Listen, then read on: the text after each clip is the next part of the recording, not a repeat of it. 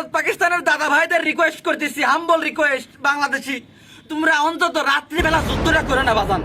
রাত্রিবেলা যুদ্ধটা বিরতি রাখো, দিনের বেলা তোমরা যা ইচ্ছা করে সমস্যা নেই, কিন্তু রাত্রিবেলা যুদ্ধটা বিরতি রাখতে হবে। কারণ কি, রাত্রিবেলা ঘুমাসার টাইম, এতদিন তো তোমরা ঘুমাইসে আইসে এই যুদ্ধ করে যাও, যুদ্ধের সময় মনে করো এই যুদ্ধ করতে যাও, ঘুমের ঘরে যদি ভুল করে একটা মিসাইল এরকম কষে চলে যায়, সরাসরি বাংলাদেশ এসে পড়বি, তাহলে পরে কি অবস্থা হবে আমার কত, আমার তখন টেনশনে ফেলা দিলে আমি কেবল একটু ঘুমাই ফিরে যাবো। ওরা হলে মাথার মধ্যে চান দিয়ে উঠে কেড়ে, ওরা রাত্রিবেলা যুদ্ধ করে, যে ভারতের দাদা ওদের বিশেষ করে বলছি, তোমরা রাত্রেবেলা তো চুরি মানে চোর যেভাবে রাত্রে চুরি করতে আসে সেরকম করে রাত্রে হামলা করো। এই রাত্রেবেলা ভুলে দিক বেদিক ঠিক না থাকে, যদি এটা ভুল দিক চলে আসে তাহলে তো আমাকে বাংলাদেশের মধ্যে এসে পড়বি।